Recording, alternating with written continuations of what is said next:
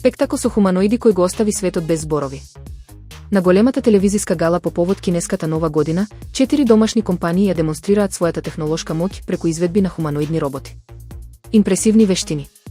Кореографија. Повеќе од 10 роботи изведуваа боречки вештини со оружје и танцуваа во совршена синхронизација со луѓе.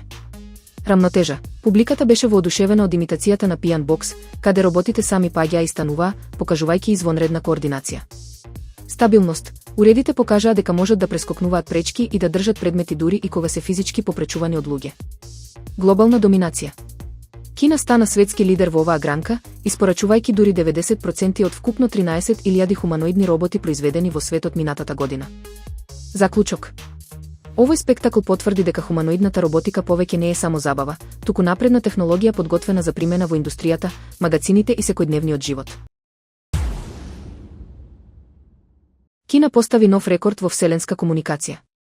Кинеските научници постигнаа брзина од 120 гигабити во секунда во ласерската комуникација меѓу сателит и Земјата, што е двојно повеќе од претходниот рекорд.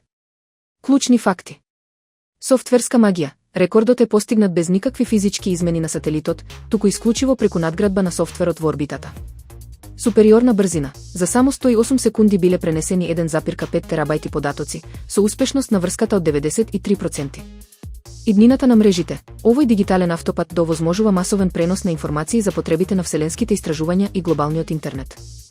Заклучок. Овој успех го отвора патот кон нова ера на високобрзински сателитски мрежи, каде ласерите ќе ги заменат традиционалните радиобранови за пренос на огромни количини податоци.